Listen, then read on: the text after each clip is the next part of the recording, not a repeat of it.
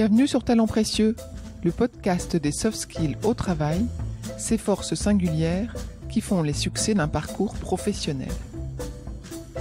Grâce à un invité différent à chaque épisode, nous cherchons à savoir quels sont les soft skills, autrement appelés compétences comportementales, qui permettent aux individus d'être épanouis et performants dans leur métier et dans leur mission. Je suis Perrine Corvézier. Je suis Amélie Dag. Ensemble, nous avons fondé la société Human Learning Expedition qui produit ce podcast.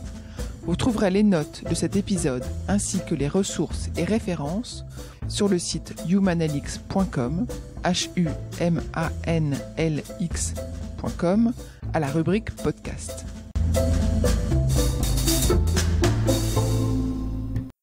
Une voix douce, un souhait de sérénité avec une personnalité forte et déterminée. C'est Chloé Granger-Riol qui nous parle, fondatrice de l'agence de voyage Dessine-moi le monde, une agence pas comme les autres. La spécificité de Chloé, c'est sûrement l'écoute des clients et la volonté de construire des voyages sur mesure, vraiment personnalisés. J'aime les accompagner, les écouter, leur donner des conseils. C'est vrai que je suis à l'écoute. J'aime rencontrer ces personnes. On a tous quelque chose à s'apporter. Chloé a eu plusieurs métiers avant de concevoir des voyages. Elle a été journaliste et directrice de spa. Vous l'entendrez énumérer les compétences qu'elle développe et met en œuvre avec application pour faire la différence. On va chercher, on va fouiner, on va chercher l'info, on va interviewer des gens, etc. La passion, ça c'est quelque chose que j'ai en moi. Le sens de l'écoute aussi, parce que c'est très important. Je dirais l'optimisme aussi. Elle raconte dans cet épisode ses succès, ses failles, sa recherche de sérénité et de bien-être et son besoin d'alignement sur ses convictions et ses intuitions. Je fais du yoga, du hatha yoga, je fais de la danse classique, de la marche rapide aussi, et j'essaye toujours de, voilà, quand ça va pas, je sais, j'ai des petites techniques à moi pour remonter. J'essaye toujours d'être dans la bienveillance même vis-à-vis de moi-même, d'être très positive. Donc ce sont des valeurs effectivement que je m'applique au quotidien. Bonne écoute. Bonjour Chloé. Bonjour Perrine. Merci d'avoir accepté notre invitation. Chloé, tu as cofondé il y a quelques années l'agence de voyage Dessine-moi le monde. Ouais. Tu me fais rêver sur Instagram régulièrement, tu montres des photos de voyage incroyables. Ton agence de voyage a une particularité, c'est le sur-mesure, c'est la personnalisation. C'est ça. Qu'est-ce que tu peux nous dire de plus sur ton agence ? Donc moi j'appelle ça, je dis que c'est une agence pas comme les autres parce que c'est vrai qu'on fait du vrai sur mesure, on est totalement indépendante et le but c'est qu'on rencontre les clients, qu'on cerne leur personnalité et ensuite, selon leurs envies et leurs besoins, on va construire le voyage de leurs rêves. Voilà, donc il y a beaucoup d'écoute. On peut se déplacer aussi à domicile ou à leur bureau. Et ensuite, c'est vraiment dans l'écoute que la trame va se dessiner et ensemble, on va vraiment sélectionner des petites adresses de charme, des lieux incroyables, des visites. Enfin voilà. Donc c'est plus qu'un questionnaire avec nombre d'enfants, âge des enfants, oui. Budget. Oui. Oui, on essaie de les faire parler au maximum, de savoir ce qu'ils ont déjà fait avant, ce qui compte le plus pour eux, de quoi ils ont envie, et on va les aiguiller, les orienter, et ensuite travailler sur un séjour à leur image. Tu vois des voyages partout dans le monde ? Oui, partout dans le monde, sauf les pays dangereux, bien sûr. D'accord. Et on boycotte les Maldives également, pour leur politique. D'accord, voilà. Ok. Ton business s'organise comment ? Comment est-ce que tu trouves tes clients ? Comment est-ce qu'ils viennent à toi ? Alors c'est finalement uniquement par le bouche à oreille. On a un site internet qui est un site vitrine. On fait un petit peu de communication sur Facebook et Instagram. Mais on a commencé par au début mes amis, les amis de mes amis, les parents de l'école, etc., etc. Et progressivement, on a eu aussi quelques articles dans la presse, notamment dans le Madame Figaro et d'autres journaux, d'autres titres, le Biba, le Elle, qui nous ont rapporté quelques clients, mais pas tant que ça. Et c'est vraiment les clients contents qui en parlent à d'autres amis. Et finalement, c'est un joli bouche à oreille qui se développe. Ça fait combien de temps que tu as monté la... Ça fait 5 ans. 5 ans. 5 ans déjà. C'est ça. Et comment t'es venue cette idée ? Alors en fait, j'étais journaliste avant pendant une dizaine d'années. J'ai beaucoup voyagé. J'ai aussi voyagé avec mon mari. Et donc du coup, j'ai toujours eu envie de découvrir. J'avais une certaine curiosité en moi, d'aller plus loin, d'aller voir à la plage d'à côté ce qui se passait, d'aller voir les autres hôtels. Et je trouvais que dans l'offre classique des agences de voyage actuelles, je trouvais pas en fait ce qui me plaisait. C'était soit des catalogues, les gens n'étaient pas à l'écoute ou n'avaient pas voyagé. Et je me suis dit, il y a vraiment quelque chose à faire, une offre plus individuelle, plus personnalisée. Mais là, tu voyages quand même pas avec tous tes clients, tu pars pas dans leur bagage. Non, mais finalement, je voyage en construisant leur voyage, je voyage par procuration. Et comment est-ce que tu découvres, toi, comment est-ce que tu les déniches, ces petites adresses ? Alors, mes petites adresses, déjà, je suis très curieuse, je cherche beaucoup. Ensuite, j'ai des partenaires qui sont des relais dans chaque pays que je rencontre une fois par an lors d'un grand salon professionnel. Et ils me donnent aussi eux-mêmes des adresses, des ouvertures, etc. Donc, je suis au courant de ce qui se fait. Par exemple, au Cambodge, le balnéaire va s'ouvrir dans le sud. Et là, il y a des sublimes adresses qui sont en train d'être construites au mois de septembre, là. Et voilà. Et tu demandes du coup des exclusivités ou c'est pas le... Non, pas du tout. Il faut que tu aies les bons contacts au bon moment. Voilà, c'est ça. C'est vraiment toutes les questions de rencontre, je dirais. Et toi, tu arrives à orienter les demandes de tes clients sur une destination plutôt qu'une autre ?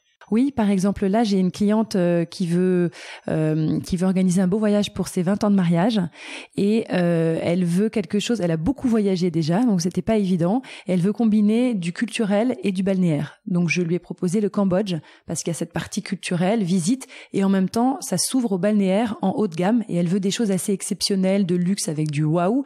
Et il va y avoir des tentes avec des piscines privées, enfin des adresses assez incroyables. Donc, on va bien s'amuser, on va faire un beau voyage. Et de temps en temps, tu vas voir la destination. Je me souviens qu'on avait essayé de prendre un rendez-vous et tu partais en Afrique du Sud. J'imagine que c'était pour ça. Oui, exactement. Donc, j'essaye de partir 1 à 2 fois par an pour visiter un nouveau pays et découvrir des adresses. Donc, ça, c'est la partie agréable du travail. Et voilà, donc c'est vrai que je suis partie en Afrique du Sud. Je suis partie aussi en Laponie. Je suis partie à Oman. Donc, voilà. Moi et mon associé, on est très complémentaires pour les destinations. Le tourisme, c'est un secteur qui est assez chahuté. Qui subit les crises les unes après les autres éventuellement. Comment est-ce que tu as trouvé le courage de rentrer dans ce secteur-là ? Alors, je pense déjà qu'il faut un petit peu d'inconscience. Ne nous voilons pas la face. Et puis, il faut beaucoup d'optimisme. Il faut être rêveuse. J'avais vraiment envie de créer ma boîte. Déjà, c'était une vraie envie qui était là. Depuis un moment, j'avais envie d'aller de l'avant et je me suis dit, allez, allons-y. Même si on nous dit que c'est pas le moment, ça sera pas plus le moment dans quelques années. Il faut croire en ses rêves et il faut y aller. Donc, du coup, voilà, on s'est rencontrés avec mon associé. On avait la même envie au même moment et là, on est parti. Voilà, très vite. Et on a monté ça très vite d'ailleurs. Est-ce que tu peux revenir sur le parcours que tu as eu ? Tu nous as parlé de journalisme. Oui. Ton associé, tu l'as pas rencontré dans le journalisme ? Non, pas du tout. Donc moi, j'ai travaillé pendant une dizaine d'années dans la presse beauté haut de gamme, notamment Air France Madame et l'Officiel de la couture et de la mode. Et donc, j'ai été journaliste beauté bien-être. Donc, tout ce qui est bien-être me tient beaucoup à cœur. J'y reviendrai après. Et après la naissance de ma deuxième fille que j'ai allaitée, j'ai pris un congé un peu plus grand. Et là, je me suis posé des questions. Je pense que j'avais fait le tour. J'étais restée très passionnée, mais c'était finalement un peu toujours la même chose. Donc, j'avais envie de changer. Du coup, j'ai une de mes très bonnes amies qui m'a proposé d'aller travailler dans son agence de voyage qu'elle avait créée sur mesure aussi. Et du coup, je me suis dit, ça va me donner une expérience. Donc j'ai fait ce choix, j'ai trouvé ça très sympa, j'écrivais des articles, je faisais du commercial, je trouvais des petites adresses. Malheureusement, suite à une mauvaise gestion, ça s'est arrêté, mais c'est là que j'ai rencontré mon associé qui travaillait au Guide du Petit Futé avant et dans cette agence. Voilà. Ensuite, j'ai eu une expérience de 3 ans au Spa Villa Talgo. Donc, c'était, je dirais, la dernière marche qui me manquait puisque j'ai un peu touché aux chiffres, au package, une clientèle haut de gamme, exigeante, etc. dans un beau lieu. Donc là, j'ai développé plein de choses. J'ai organisé des soirées à thème, soirées voyance sous les étoiles, des expos d'art. Enfin, ça a été très, très sympa. Et puis après, j'étais prête. J'étais vraiment prête, donc on s'est retrouvés avec Axel, mon associé actuel, et voilà, on a décidé de monter une agence de voyage dans les règles de l'art. Donc on a une licence d'agence de voyage, une garantie financière, puisque c'est une profession réglementée et qu'on peut pas faire ce qu'on veut. Donc tu as acquis à la fois des compétences presque techniques sur comment est-ce qu'on réserve un voyage, comment est-ce qu'on gère un voyage et une agence de voyage. Oui. Mais ce que j'entends aussi, c'est que dans tes expériences, tu t'es servi de ton réseau. Enfin, tu t'es appuyé sur un réseau que tu as développé et entretenu et développé selon tes expériences, non ? Alors, pas le réseau, je dirais que j'ai évidemment des amis dans la presse, mais finalement, je suis partie de zéro au niveau clientèle. J'ai dû tout recréer de A à Z. Donc, j'avoue que j'ai vraiment eu confiance en moi, ce qui est entre guillemets assez nouveau pour moi, parce que quand j'étais plus jeune, je n'avais pas confiance en moi. Mais justement, c'est toutes ces expériences, les unes après les autres, qui ont fait que j'ai acquis cette confiance et qui m'a beaucoup servi pour lancer la boîte. Est-ce que tu arrives à décrypter comment est-ce que tu as gagné confiance? Qu'est-ce qui a fait que tu as gagné confiance? C'est des succès, c'est des échecs? Oui, je dirais c'est des succès, c'est de voir le fait que je peux rebondir, passer d'un média à un autre, sans être au chômage, toujours trouver quelque chose d'autre, le fait qu'on me demande, qu'on apprécie mes articles, qu'on apprécie ma compagnie, finalement de voir tout ça, ça m'a donné confiance en moi et je me suis dit bon, je peux y arriver, je peux me débrouiller. Et c'est vrai que ça s'est fait vraiment progressivement. Mais tu t'es lancé dans le bain à chaque fois. Enfin, t'as pris du risque quand même à chaque fois, c'est ça? Oui, un petit peu. C'est vrai que j'aime bien aller de l'avant. Je suis assez dynamique. Quand je suis arrivée à l'officiel de la couture et de la mode, on m'a proposé de faire la réalisation visuelle. Ou alors c'est moi qui l'ai proposé, je sais plus. Je n'en avais jamais fait, mais j'étais persuadée que j'avais un œil pour voir un petit peu le beau en fait, et une envie. Et j'ai choisi mon photographe moi-même, et on a fait ensemble ces réalisations visuelles pour illustrer mes articles et on s'est très bien débrouillé et j'ai adoré ça. Ça, c'était un de tes premiers succès professionnels? Exactement. C'est vraiment une époque que je retiens, une époque qui était vraiment géniale. J'ai adoré faire ça. J'ai adoré voir mes pages monter. Voilà. Et c'était vraiment l'un de mes premiers succès. Ouais. Tu dis que tu as choisi toi-même le photographe, les personnes avec qui tu travaillais. Comment est-ce que tu choisis les personnes avec qui tu as envie de travailler? Alors ça, c'est très rigolo parce que j'avais fait un petit peu de stylisme pour un grand photographe de déco en tant que freelance et il avait un petit assistant comme ça qui à la base payait pas de mine et cet assistant, je regardais toujours il faisait les détails. Je regardais toujours dans l'œil de son appareil et je trouvais qu'il avait une façon de choisir les détails et de les mettre en scène qui était très jolie. Et je me suis dit, je vais travailler avec l'assistant. Je vais le choisir lui parce que je sens qu'il a un potentiel. Et depuis, ce photographe qui s'appelle Bertrand Boson, il est devenu très connu parce qu'il a fait toutes mes premières réalisations visuelles. Ensuite, on l'a demandé pour les accessoires, on l'a demandé pour les bijoux, de la mode, etc. Il a fait de l'homme, de la femme. Il a pris un agent artistique, un immense studio et il a été lancé. Voilà. Tu pourrais dire que tu l'as lancé? Je pourrais dire ça. Ouais. Bravo. Et d'ailleurs, il a été très sympa puisque quand j'ai fait les photos de mon site de Dessine-moi le monde, il m'a offert la séance photo avec mon associé. Il m'a dit, bah voilà. Ah, elles sont sympas d'ailleurs les photos. Ouais, il m'a dit en souvenir, de notre collaboration à l'officiel et du fait que tu m'as aidé au début, eh bien, je te fais pas payer. C'est une séance photo d'une journée gratuite offerte. Voilà. C'était à la fois ton œil créatif, artistique que tu as développé et puis une certaine forme d'intuition. Oui, je pense qu'on peut dire ça. T'es probablement quelqu'un qui travaille avec la sensibilité, non? Oui, beaucoup. On y reviendra parce que tu nous parleras de ce que tu proposes aussi sur les cures bien-être. Oui. Voilà. Sur cette première expérience réussie, oui. comment est-ce que tu as abordé la suite? Parce qu'une fois qu'on a un gros succès, est-ce que tu t'es dit, bon, bah, ça, je l'ai fait, je voudrais faire autre chose? Ou est-ce que tu as essayé de renforcer, de capitaliser, de faire encore mieux? Alors, c'est vrai que j'avais envie de faire autre chose. Je pense que j'avais fait le tour et je suis aussi, à la naissance de mes enfants, devenue très bio. Donc, j'ai pris une tangente qui fait que c'était difficile pour moi de rester dans la presse sans pouvoir parler des marques bio que j'affectionnais. Du coup, je me suis dit, il faut que je trouve autre chose et que je développe, autre chose. C'est conviction. Directrice et conviction, voilà. Tu n'aurais pas pu travailler à leur rencontre. Il fallait que tu le suives. Ah non, ça c'était impossible pour moi et ça devenait de plus en plus fort. C'est-à-dire que c'est quelque chose qui est vraiment monté, à laquelle je me suis intéressée quand j'étais enceinte de ma première fille. Je me suis dit, qu'est-ce qu'on met sur la peau? Est-ce que ça rentre dans la peau? Quelles sont les choses, etc. Et j'ai lu un livre d'ailleurs d'une journaliste allemande qui s'appelle Rita Steins. C'était La vérité sur les cosmétiques, qui m'a ouvert les yeux. Et ce livre-là m'a appris énormément de choses. Et après, j'étais complètement passionnée. Je regardais derrière tous les produits, ce qu'on mettait. Et je suis venue au bio par les cosmétiques, ensuite les produits ménagers et ensuite la nourriture. Ce qui est très drôle parce qu'en général, les gens viennent plutôt par la nourriture d'abord. Et c'est devenu une vraie passion. Et du coup, je ne pouvais plus. J'avais une liste d'annonceurs dont j'étais obligée de mettre les photos. Et finalement, j'étais pas alignée avec moi-même. Et je me suis dit, là, il y a quelque chose qui va pas. J'ai besoin d'être alignée. Et donc, du coup, il fallait que je trouve autre chose.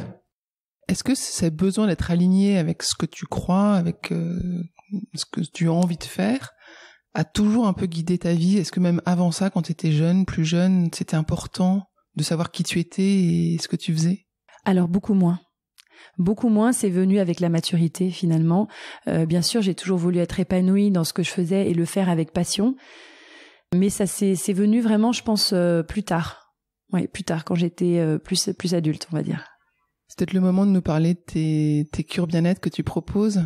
Oui, alors effectivement, comme j'adore tout ce qui est bien-être, le fait de se reconnecter entre le corps et l'esprit, je trouve que c'est quelque chose qui est vraiment important, surtout dans nos vies, entre quand on est maman, quand on a un travail, sa société, etc. C'est pas évident quand on vit dans une ville, c'est assez trépidant.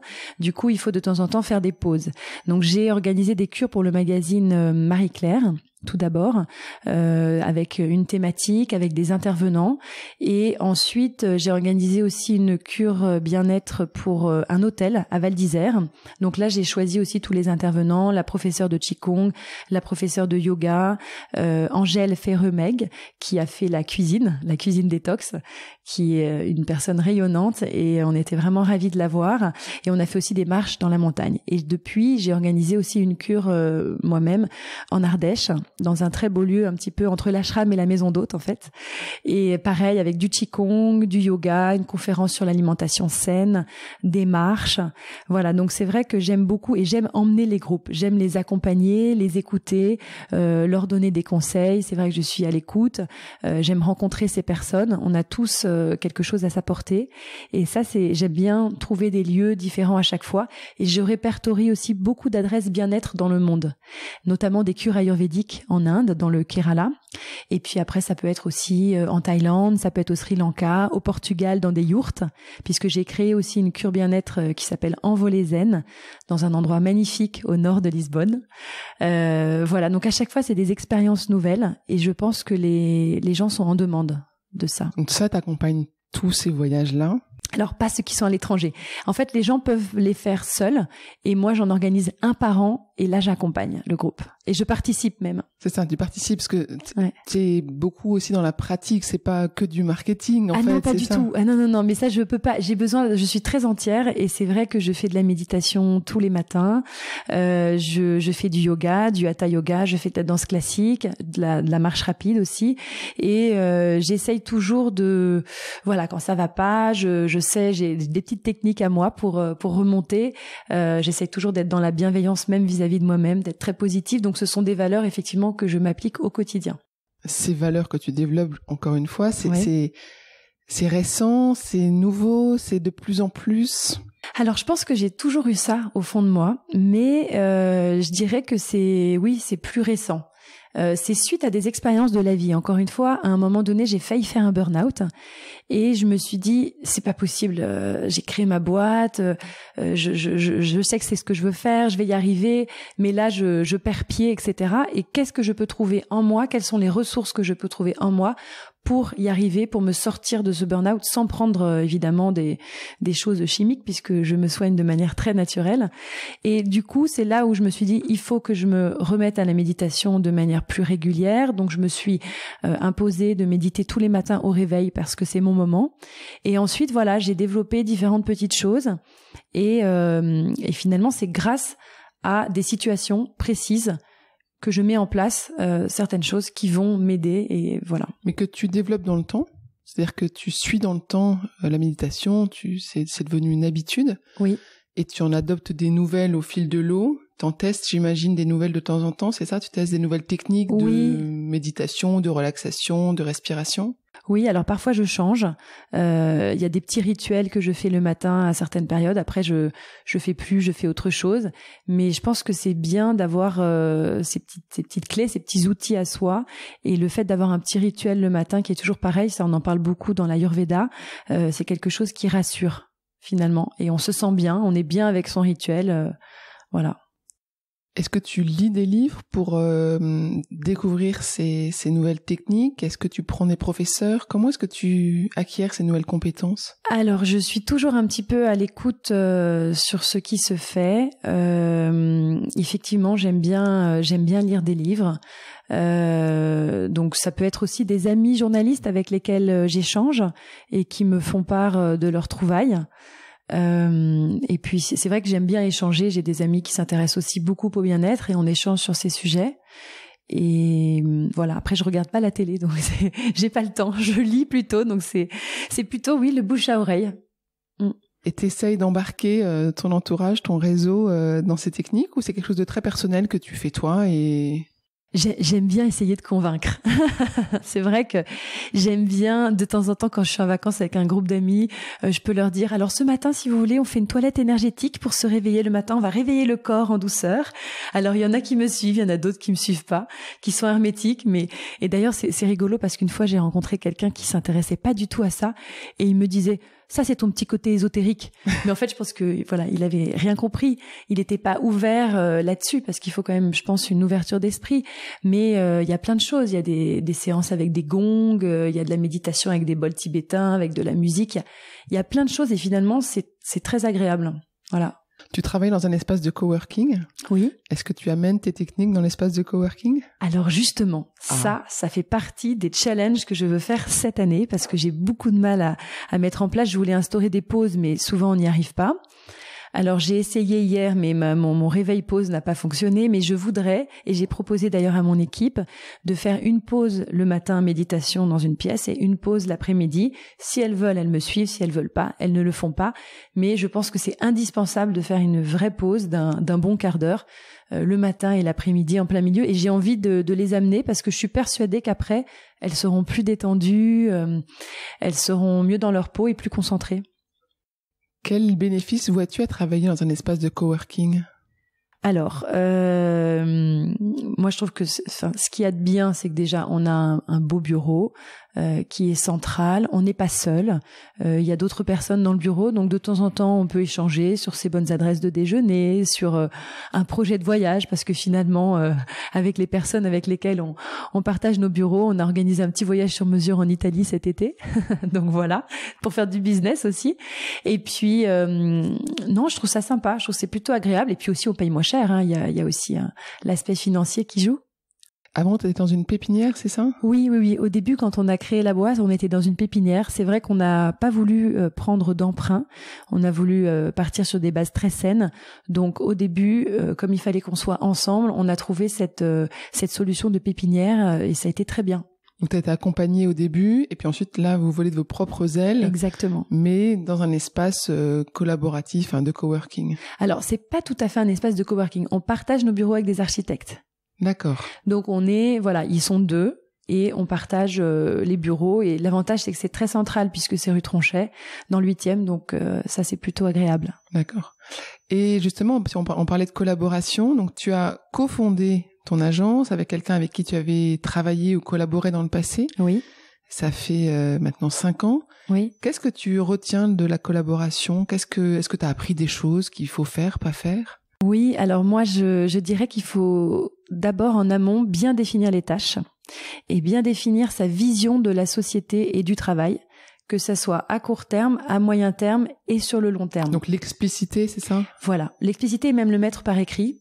Et c'est peut-être ce qu'on appelle le pacte d'associés. Bon, nous, on ne l'a pas encore fait, mais on va le faire. Et c'est vrai que je pense que c'est important de connaître bien précisément cette vision et surtout à court terme et sur le long terme parce que c'est pas forcément la même chose et de par les expériences de chacune, on n'a pas les mêmes expériences donc le même ressenti. Voilà, parce que c'est vrai que seul on va plus vite et c'est plus simple, mais ensemble on va plus loin, comme disait un proverbe africain. Et je pense que quand on crée sa boîte, c'est comme si on était dans un train et on est dans une locomotive qui avance très vite. On peut jamais s'arrêter, mais quand on a un associé, l'avantage c'est qu'on peut s'arrêter dans certaines gares et l'autre prend le relais.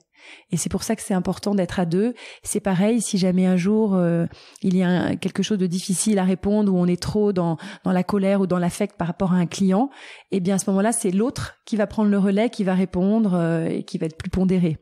D'accord, donc toi, tu trouves une forme de complémentarité. Oui, oui.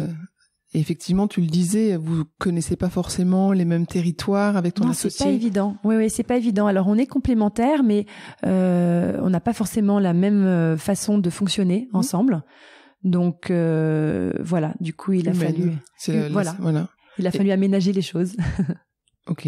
Tu donc as exercé des métiers que je trouve très différents entre le journalisme et le fait d'être entrepreneuse, d'avoir ta propre agence de voyage. Oui. Est-ce que tu vois quand même des compétences ou des talents que tu as mis en œuvre dans les deux métiers qui sont similaires? Oui, bien sûr. Alors déjà la curiosité, parce que quand on est journaliste, on est curieux, on va chercher, on va fouiner, on va chercher l'info, on va interviewer des gens, etc. La passion, ça c'est quelque chose que j'ai en moi. Le sens de l'écoute aussi, parce que c'est très important. Je dirais l'optimisme aussi. L'empathie, voilà. Tout ça, c'est des qualités que tu avais, des compétences que tu avais toujours eues, donc en fait sur lesquelles tu construis ta vie professionnelle. Oui. C'est ça. Ouais. Et est-ce que tu as développé des nouvelles compétences avec ton activité de voyage justement? Oui, alors j'ai dû développer des nouvelles compétences, ça n'a pas été facile, mais parce que moi je suis plutôt créative, dans l'instinct, dans la passion, etc. Je suis pas du tout, j'ai pas forcément un esprit très structuré. J'ai fait des études littéraires, etc. Et finalement là, j'ai dû apprendre plus la rigueur, le sens de l'organisation, etc. Comment est-ce que tu as appris ça? Alors, je dirais pas que je suis encore très organisée et ultra rigoureuse, bien sûr, mais je suis obligée de l'être. Eh bien, comme c'est pas inné, je prends sur moi. J'avoue que je prends sur moi. Mais je pense que j'arrive quand même à bien être organisée. Je me fais des listes, par ordre de départ. Je me fais des débriefs, des réunions, des organisations comme ça. Et puis, je relis régulièrement. J'essaie de voir ce qu'il y a de plus important. Voilà, mais effectivement, c'est pas mon fort. Donc, tu t'obliges, tu t'appliques, tu fais en sorte... Voilà, je remonte mes manches. Voilà, tu t'aides toi-même à le devenir ou à l'être. C'est ça. Ouais. Et t'as pas été accompagné par un coach, t'as pas pris des livres de méthodologie. Alors j'avais eu une petite formation par un coach vite fait dans la pépinière qui nous avait donné quelques petites techniques, la technique du pomodoro, de couper son temps de travail, je sais plus quoi. Bon, j'avais pris plein de notes et tout. Puis finalement après, quand ça va trop vite, moi je me dis toujours la priorité c'est le client. Donc j'essaye d'être le plus réactif possible. Comme on fait du cousu humain, c'est toujours un petit peu long, mais j'essaye vraiment de rappeler le client, de lui dire qu'on a bien eu sa demande, qu'on va travailler dessus. J'explique qu'on est un petit peu plus lente. Et ma priorité, quoi qu'il arrive, va au client. Voilà. Comme c'est ton agence et que les clients partent partout dans le monde, j'imagine que c'est difficile de couper, de prendre des vacances, d'être déconnecté le soir, le week-end, etc. Comment est-ce que tu arrives à faire ça? Alors au début, j'arrivais pas. Et maintenant, j'y arrive bien. Donc j'ai mon téléphone portable qui est pro et personnel, c'est le même et c'est le même numéro, et finalement je trouve ça très bien parce que si jamais un jour j'ai un numéro que je ne connais pas puisque je n'enregistre pas le portable de mes clients, je réponds en me disant peut-être qu'il a un problème ou qu'il est coincé ou qu'il a loupé un vol, donc je réponds, mais en général ça arrive très peu, et en général les clients appellent plutôt sur des horaires de bureau, donc je reste joignable s'il y a quoi que ce soit, mais quand j'arrive chez moi je déconnecte et j'ai toujours mon portable qui est branché, j'ai toujours de la batterie, même le week-end, même en vacances, mais quand je suis en vacances, mon associé n'est pas en vacances, du coup il y en a toujours une des deux pour prendre le relais, ou mon assistante puisqu'on a une assistante aussi. D'accord, donc t'as de la chance d'avoir des clients disciplinés où les voyages sont très bien organisés. Mais tu t'obliges quand même toi-même à ne pas consulter, à ne pas travailler le week-end. Tu te prends des plages de repos. Oui, je regarde pas mes mails le week-end. Oui, effectivement. Tu pars pas en vacances avec ton ordinateur? Si. Alors je pars quand même en vacances avec mon ordinateur parce que je me dis si jamais il y a quoi que ce soit, il faut que j'ai accès à mes sites d'avion, etc. Et à mes dossiers. Mais c'est vrai que après quand je rentre chez moi, je me dis faut réussir à laisser ces problèmes au porte-manteau. Il y a quelques années, je n'y arrivais pas du tout et maintenant, je trouve que je suis plus dispo pour mes enfants. Voilà, donc j'accorde beaucoup d'importance au repas, au petit déjeuner, au dîner que je prends avec mes enfants où ce sont des temps de parole, où on échange, etc. Et puis j'essaye de m'organiser un soir par semaine pour moi, où je me détends, je prends un bain avec des huiles essentielles, d'ylang-ylang, comme ça me fait voyager, je pars à Madagascar. Et du coup, parce que finalement, quand c'est intense, on a une espèce d'adrénaline et du coup, on tient et c'est un stress positif, hein, mais il faut réussir à se détendre quand même. Et ça, tu l'as appris dans le temps, j'imagine. Ça, oui. Tu l'avais pas toujours. Oui. Et même au début de l'agence, j'avais tendance à monter en stress très vite et très fort. Et maintenant, je me dis, il ne faut pas anticiper. Et ça, c'est quelque chose que j'arrive à appliquer et c'est vraiment nouveau parce qu'avant, je me disais, oh mon Dieu, là, il y a une erreur, etc. Oh, c'est catastrophique et je montais en stress, j'avais des brûlures de stress et tout. Et en fait, je m'aperçois, de par l'expérience, que très souvent, en fait, il n'y a pas d'erreur. Il faut bien regarder, il faut prendre son temps, c'est parce que parfois, on va trop vite. Et du coup, ne pas anticiper le problème ou ne pas anticiper l'erreur, ça sert à rien. Quoi qu'il arrive, on va le voir. Et ensuite, il y a toujours des solutions à tous les problèmes. Voilà. Ah oui, donc t'es beaucoup plus, je sais pas si on dit zen, mais... Si, mais rester plus positif. Oui. Mais mon but, de toute façon, c'est d'atteindre une certaine sérénité, que ça soit dans ma vie personnelle ou professionnelle. Et finalement, je m'aperçois que l'expérience, progressivement, me l'apporte. Ouais, c'est une forme de sagesse aussi, probablement. Écoute, j'espère. Plus que de maturité. Je sais pas. Est-ce que, maintenant que tu as ce recul-là, qu'est-ce que tu dirais à un jeune qui rentre sur le marché du travail? Quels seront les conseils que tu pourrais lui donner? Alors, c'est difficile parce qu'on n'est pas forcément câblé pareil, mais je dirais que pour lui, il faut qu'il essaye d'identifier ce qui est essentiel pour lui, d'essayer de distinguer ses envies et ses besoins, et ensuite d'être en accord avec lui-même. Parce que au début, parfois, on fait les choses pour des mauvaises raisons. Et on va dans une direction qui n'est pas forcément la bonne. Et donc, du coup, plus tôt il va identifier ça, plus il va être en accord avec lui-même et surtout de ne pas s'oublier, d'avoir du temps pour lui, de ne pas s'oublier parce qu'il y a des jeunes qui alors peut-être moins maintenant, mais il y a des jeunes qui travaillent beaucoup trop, qui n'ont pas de temps pour leur vie personnelle, etc. Et tout est une question d'équilibre. Il faut réussir à avoir un bon équilibre.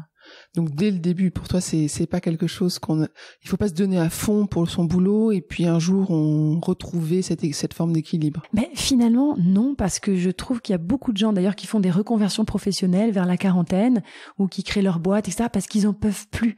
Ils ont été dans des grosses boîtes que je ne citerai pas, mais ils ont travaillé comme des chiens et finalement ils n'ont pas trouvé de sens à leur vie. Et c'est dommage parce que moi j'ai des amies, du coup elles sont complètement perdues, elles savent pas quoi faire, elles ont une passion mais ça va pas leur apporter assez pour pouvoir travailler et elles s'en sont rendues compte trop tard, à 40 ans. Donc si on peut donner un conseil à des jeunes, c'est essayer vraiment de faire un point, un bilan. Il y a peut-être des gens qui aident à faire ça et surtout d'identifier les choses pour essayer d'aller dans une voie qui leur corresponde. Parce que c'est vrai qu'il faut être aligné, c'est comme ça qu'on est bien dans sa peau, qu'on est bien dans sa vie et voilà, c'est un tout. Avec Amélie, mon associée hier, on s'est demandé comment est-ce que chacun travaille avec les machines. Donc toi, comment est-ce que tu travailles avec la technologie? Comment est-ce que tu travailles avec les machines? Quel est ton rapport aux machines, aux outils? Rigolo. C'est rigolo comme question. Eh bien, je dirais que je les apprivoise parce que à la base, c'est pas trop mon truc, mais j'adore mon petit Mac. Alors moi, je suis très Mac, hein, les autres sont PC. Alors PC, je suis complètement perdue. Au début, j'en avais un et c'était vraiment affreux. J'avais l'impression d'avoir deux mains gauches. Et non, je trouve que c'est un très bon outil. Ça nous aide. Je communique sur Instagram et sur Facebook avec mon petit portable, mais il faut que je change parce qu'il est un petit peu vieux. Maintenant, il y a des nouvelles fonctionnalités sur les derniers qui sont top. Mais bon, moi, c'est essentiel. Hein. Dans mon travail, c'est essentiel. Je suis beaucoup sur ordinateur. Après, je suis pas super douée en ordinateur, mais on en a besoin. Et j'imagine que tes partenaires, ils te proposent des plateformes sur lesquelles te connecter pour réserver les vols et tout ça. Ah oui, totalement. Alors moi, tout ce qui est B2B, je déteste. Moi, je préfère avoir des vrais gens au téléphone, de l'humain, et je choisis toujours dans les sociétés d'avoir des vrais correspondants avec lesquels je peux téléphoner à l'oral. J'en ai un grec, un correspondant grec. Alors lui, je l'adore parce qu'il est très téléphone comme moi. Donc on s'appelle tout le temps. Salut Antonis, comment ça va? Antonis Sirmalakis. Et je voyage en plus avec son petit accent. Et ça, j'adore. Je trouve ça 1000 fois mieux que des B2B impersonnels où on remplit où on coche des cases. Ça, je suis complètement à l'ancienne. Et c'est pareil pour les voitures. J'avais une société, je travaillais avec une jeune femme dans le sud de la France qui avait son petit accent chantant, et à chaque fois, comment ça va? J'entendais les cigales derrière et tout. Et c'était génial. Et en plus, moi, qui ne conduis pas, elle me conseillait sur les voitures, elle connaissait tout. Et ben c'est fini, malheureusement, elle a été licenciée, ils ont réduction d'effectifs, et du coup maintenant pour les voitures j'ai une plateforme, un formulaire. Et je déteste, donc je délègue parce que non mais c'est vrai, ça je déteste en fait tout ce qui est B2B, même s'ils veulent qu'on aille plus vite, nous trouver des solutions, etc. Moi j'aime bien avoir les gens au téléphone, des vraies personnes, un vrai contact humain, parce que on sympathise, après on se connaît mieux, ça va plus vite et il y a une certaine forme de confiance, il y a un lien qui se crée et c'est ce lien qui me plaît. Ah ouais, c'est intéressant comme question. On va la poser aux autres très aussi. Très intéressant. Non mais très intéressant parce que je vois aussi que mon associée, elle est pas du tout pareille. Elle adore les B2B. Hop, elle fait ses trucs hyper vite et tout. Elle adore. Et elle est pas téléphone. Alors que moi, j'adore le téléphone. J'adore parler avec les gens, les découvrir, leur poser plein de questions. Et c'est peut-être une question de génération puisqu'on a à peu près 10 ans d'écart. D'accord. On va creuser. Oui. On va creuser. À creuser. Est-ce que tu pourrais nous donner ta définition des soft skills ou des compétences comportementales? Alors, pour moi, les soft skills, ce sont des qualités humaines qui font partie de notre caractère ou qu'on développe avec notre expérience.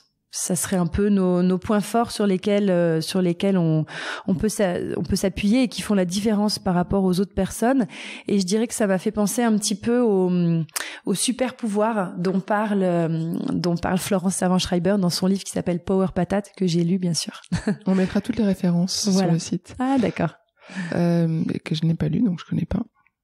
Merci pour cette définition.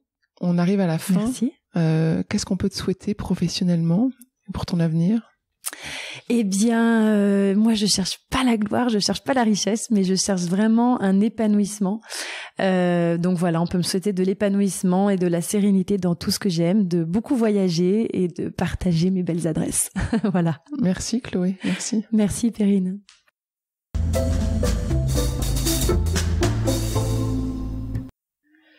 Nous espérons que vous avez apprécié ce podcast autant que nous avons aimé le préparer et l'enregistrer.